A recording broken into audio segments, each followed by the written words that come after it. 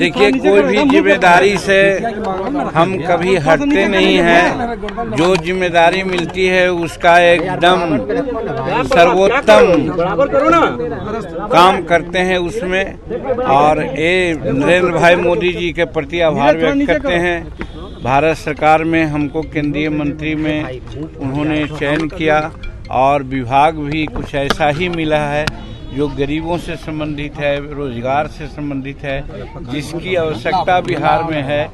कुछ लोग नौकरी के नाम पर लोग को भरमाते हैं कि हम ये नौकरी दिया, वो नौकरी दिया, लेकिन ये जो सूक्ष्म लघु और मध्यम उद्योग है, इसमें रोजगार देने की बहुत भारी संभावनाएं हैं। और इसीलिए नरेंद्र मोदी जी ने कह करके हमको कहा है कि मैं अपने विजन का विभाग आपको दिया है। और हम समझते हैं कि मेरे लिए भी एक परीक्षा की घड़ी है। हम अपना सर्वोत्तम करने का प्रयास करेंगे। इसमें आप लोगों का भी सहयोग, आम लोगों के सहयोग की आवश्यकता है। और हर तरह से अभी हम कुछ नहीं कहेंगे, जब हम कुछ कर लेंगे तब कहेंगे। आप लोग जानते हैं कि 9 महीना तक बिहार के मुख्यमंत्री रहे हम। मुख्यमंत्री बनने पर हमने कुछ नहीं किया था, कहा था, लेकिन मुख्यमंत्री से पद से जब हटे तो सब लोग समझते हैं कि हम कितना काम किया था। उसी प्रकार से यहाँ भी है, जब हम विभाग में गए हैं तो विभाग में सर्वोत्तम अपनी क्षमता के अनुसार काम करेंगे। और इस निश्चित है कि नरेंद्र भाई मोदी जी का बहुत बड़ा समर्थन है, सहयोग रहेगा। इसलिए हमको विश्वास है कि हम बहुत अच्छा काम करेंगे इसमें। लेकिन अभी समय कुछ लगेगा, देखना है। और आप लोगों के प्रति भी बहुत आभार व्यक्त करते हैं।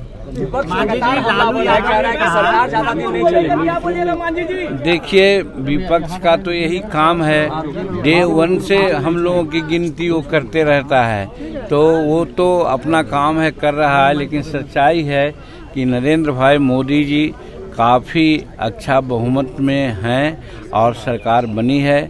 आपको याद दिलाना चाहते हैं हम नरसिम्हा राव जी का, कि नरसिम्हा राव जी की सरकार अल्पमत में थी, लेकिन तो भी 5 साल बहुत अच्छा से चलाए थे।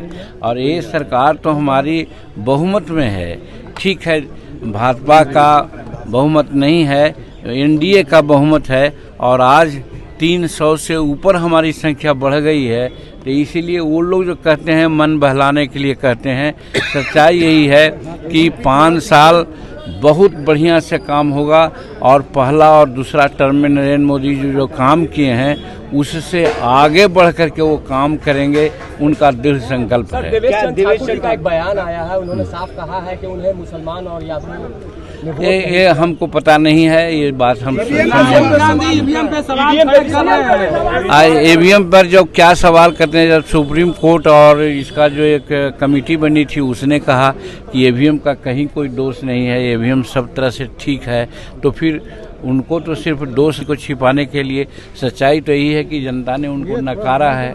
वो गलत और भरमा करके कुछ थोड़ा वोट ज़्यादा ले लिए हैं। लेकिन स्थिति यही है कि सब लोग समझ रहे हैं कि यहाँ न तो आरक्षण पर कोई खतरा है, न कोई संविधान पर खतरा है। और जहाँ रोजगार देने की बात है तो आप देख लेते हैं कि जो एमए से एमई जो विभाग हमको मिला है उसमें लाखों लाख नहीं करोड़ों करोड़ की नौकरियां हैं और मिलेगी। इसलिए इस लाइन पर भी हम लोग बहुत आगे बढ़े हुए हैं। एक बड़ा मंत्रालय मिला है आपको, बिहार के लिए क्या कुछ विशेष? अभी मंत्रालय को हम समझ रहे हैं, बैठकें हो रही है, बैठकें का दौर चल रहा है। आगे फिर 20 तारीख को हम खादी बोर्ड का समीक्षा करने वाले हैं, फिर क्वायर बोर्ड का समीक्षा करने वाले हैं। सारे जो विभाग के अंतर्गत सब हैं उसकी समीक्षा कर कर के जो फिजिकल स्थिति है उसको भी जानने का प्रयास करेंगे। जहां कमी है वहां पूरी करेंगे। जिन इलाका में कम काम हुए हैं उस इलाका में ज़्यादा काम करेंगे। जैसे बिहार में हमें समझ में आता है कि कुछ कम काम हुआ है, बिहार में हम अपने विभाग का जितना भी प्रोजेक्ट है, इसके जो जनसंख्या है उसके आलोक में इसको पूरा हम देंगे, सहभागिता देंगे। तेजस्वी लालू जी ने ट्वीट किया और कहा कि बिहार को झुनझुना मिला है। अब वो कहेंगे, उनका कहना है, वो छोड़िए, अब हो गई बात। आखिरी सवाल कोई अपराध नहीं बढ़ा है। हाँ। लालू यादव ने ट्वीट किया और कहा कि सबसे ज्यादा आदिवासी जाति के पास संपत्ति है और मौजूदा बीजेपी की जो सरकार है वो दलितों को प्रताड़ित करती है, वो दलितों का शोषण कर रही है। ये तो उनको कहना चाहिए जो कहते थे कि ये चूहा पकड़ने वाले, ये बैंग पकड़ने वाले, पढ़ना लिखना सीखो। और चरवाहा विद्यालय उन्होंने खोला था, क्या प्रगति हुई और क्या परिणति हुई आप सब लोग जानते हैं। और यहाँ तो हर तरह से विकास का काम हो रहा है। इसमें शेड्यूल कास्ट और शेड्यूल ट्राइब्स की बात रहती तो आज राष्ट्रपति यहाँ के शेड्यूल ट्राइब्स हैं। बिहार में हमारे ऐसे शेड्यूल कास्ट को भी उन्होंने कैबिनेट में स्थान दिया। और वो क्या कर रहे थे वो समझे। जातीय आधारित गणना देश में होनी चाहिए सर। अब वो हम लोग बात करेंगे, ये सार्वजनिक रूप में इसको भी कुछ नहीं कहेंगे, लेकिन जब बात होगी तो हम लोग इस पर विचार करेंगे। गांधी जी मानते हैं कि होना चाहिए। अब वो अलग बात है, बात करेंगे वो।